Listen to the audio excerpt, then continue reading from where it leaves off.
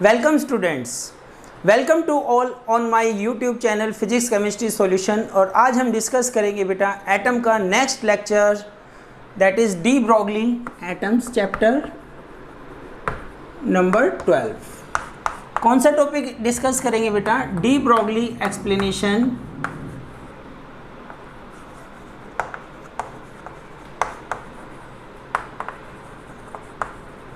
D Broglie explanation किसके about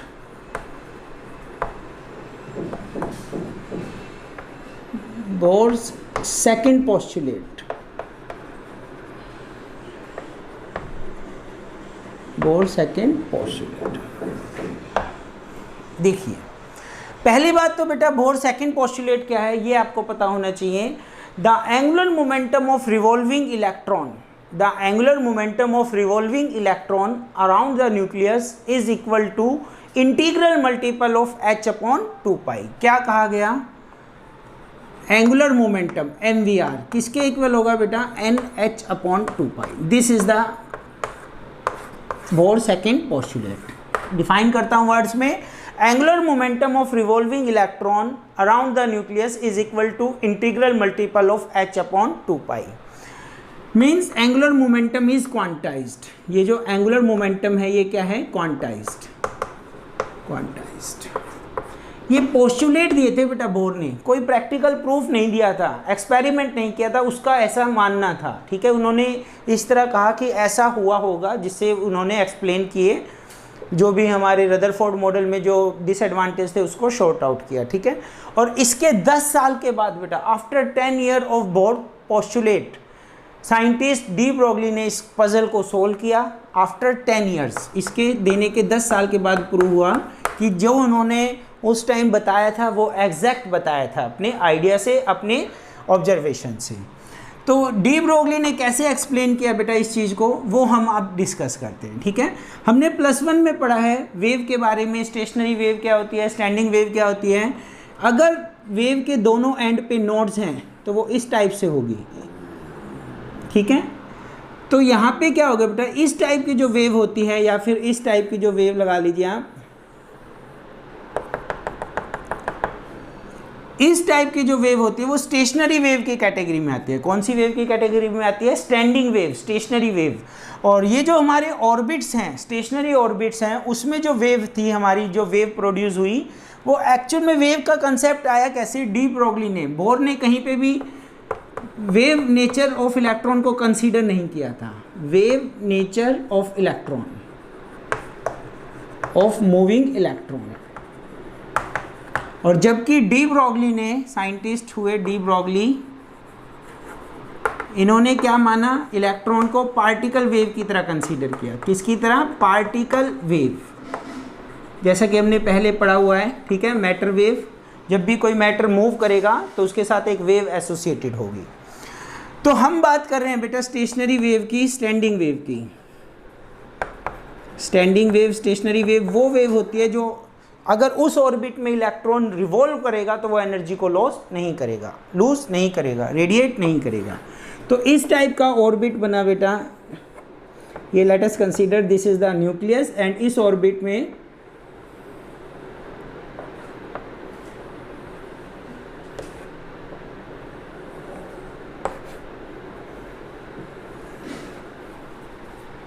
मान लीजिए यहाँ से वेव स्टार्ट होती है, यहाँ पे कंप्लीट एक wave lambda, another wave again lambda, another wave lambda, another wave lambda. और ये इधर से टकराने के बाद क्या होता है बेटा? आपने एक जर्क दिया, एक स्ट्रिंग है, रस्सी है, बंधी हुई है, यहाँ पे इसका एंड है, एक आपने जर्क दिया, टकराएगी और टकराने के बाद वापस आएगी। ठीक है, वापस आएगी, रिफ्लेक्शन। और बीच में क्या होगा? उनका इंटरफ्रेंस होगा। एक वेव जो जा रही है और एक वेव टकराने के बाद आ रही है, इंटरफ्रेंस होगा। तो सभी wave having different wavelength vanish हो जाएगी ड्यू टू डिस्ट्रक्टिव इंटरफ्रेंस। सिर्फ एक ही वेव रिमेन्स रहेगी, एग्जिस्ट करेगी, that wave is known as stationary wave and standing wave. ठीक है, इस वेव की जो मैं बात कर रहा हूँ। तो यहाँ पे इस टाइप की हमारी वेव बनी।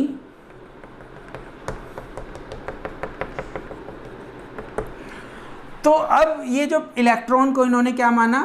पार्टिकल वेव माना। ठीक है, तो यहाँ पे जो कंसेप्ट आएगा, जो फॉर्मूला कैसे इन्होंने प्रूव किया डी ब्रोगली ने, वो देखिए। इसका जो सरकमफ्रेंस है बेटा, let us consider 2 pi r, r is the radius of the orbit. तो 2 पाई आर किसके इक्वल होगा? N lambda. किसके इक्वल होगा? N lambda. और वी नो डैट बेटा लैम्डा किसके इक्वल होता है? H upon m v. ठीक है, डी ब्रोगली हाइपोथेसिस में lambda is equal to h upon p और you say h upon m v. Put this value in equation first. Put this value in equation first. इसको हमने यहाँ पे put किया तो 2 pi r is equal to n h upon m we.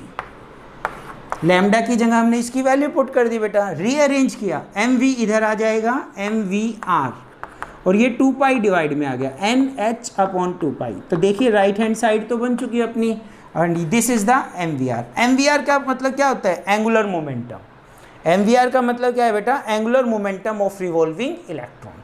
तो इस तरह से बेटा डी ब्रोगली ने एक्सप्लेन किया second postulate of Bohr. Now we discuss the limitation of Bohr theory. Bohr theory में कुछ पॉइंट ऐसे रह गए बेटा जिनको उसने कमेंट नहीं किया या जिनको कंसीडर नहीं किया गया, तो हम डिसएडवांटेज ना कह के उनको क्या कहेंगे? Limitation of Bohr theory. Let's see.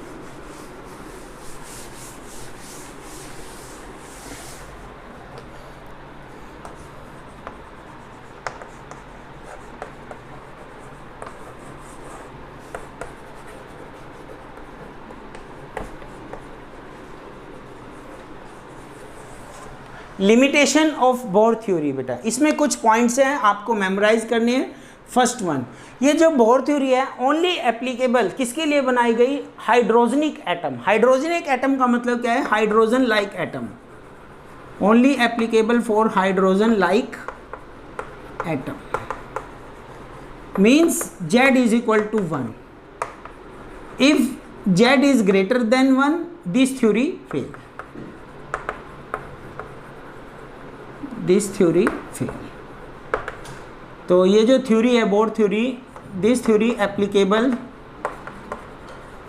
This theory is only applicable, is only apply for hydrogen like atoms. ठीक है, जिनका Z 1 होता है। अगर Z 1 से ग्रेटर है तो ये थ्योरी उसको एक्सप्लेन नहीं कर पाती। First point. सेकंड बेटा, इन्होंने क्या नहीं बताया? इंटेंसिटी ऑफ स्पेक्ट्रल सीरीज के बारे में। कहीं पे डिस्टेंस इतना था जब हमने एनर्जी लेवल डायग्राम पढ़ा था, दो एनर्जी लेवल के बीच में कहीं पे डिस्टेंस इतना, कहीं पे बिल्कुल कम। It does not explain, it does not explain intensity of spectral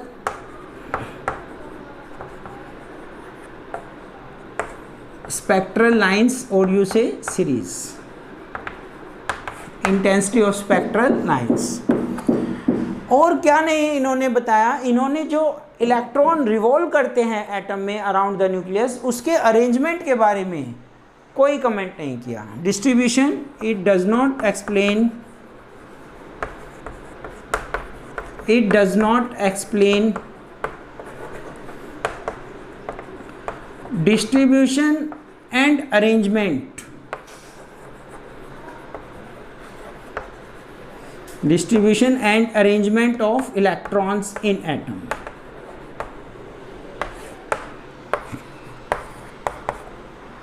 it does not explain, और क्या explain नहीं किया? it does not explain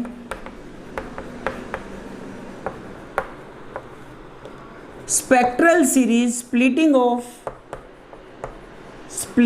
of spectral series, splitting of spectral series under magnetic field, under magnetic field। Again, it does not explain splitting of spectral series under electric field। Electric field के अंदर क्यों ये जो spectral series है split हो जाती है, या मैग्नेटिक फील्ड में क्यों स्प्लिट हो जाती है, इसको इन्होंने एक्सप्लेन नहीं किया। इलेक्ट्रिक फील्ड वाले इफेक्ट को कहते हैं बेटा स्टार्क इफेक्ट। नहीं है सिलेबस में, डिटेल में करने की रिक्वायरमेंट नहीं है। स्टार्क इफेक्ट जस्ट आप डिफाइन याद रखिए, and this is the Zeeman effect.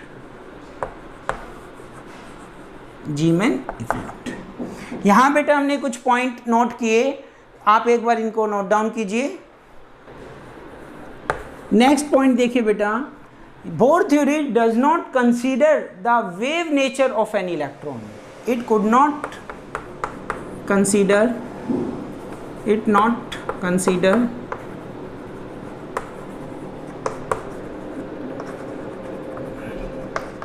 wave theory of electron। जब तक वेव थ्योरी इस्टेब्लिश हो चुकी थी बेटा, फिर भी इन्होंने अपने मॉडल में इलेक्ट्रॉन को एज ए पार्टिकल ट्रीट किया, वेव की तरह ट्रीट नहीं किया। एंड लास्ट वन, ये जो इलेक्ट्रॉन्स रिवॉल्व करते थे अराउंड द न्यूक्लियस, इन्होंने कैसा ऑर्बिट लिया? सर्कुलर ऑर्बिट लिया। कैसा ऑर्बिट लिया? सर्कुलर। जबकि इलिप्टिकल ऑर्बिट भी पॉसिबल थे, तो इसका कोई इन्होंने एक्सप्लेनेशन नहीं दिया। तो electrons are revolving, electrons are revolving around the nucleus, electrons are revolving around the nucleus in circular orbit, while elliptical orbit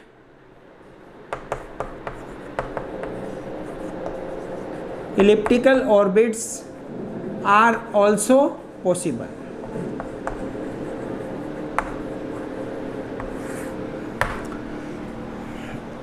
आज बेटा हमने डिस्कस किया de Broglie explanation of Bohr second postulate and second some limitation of Bohr theory. Thank you very much, have a nice day.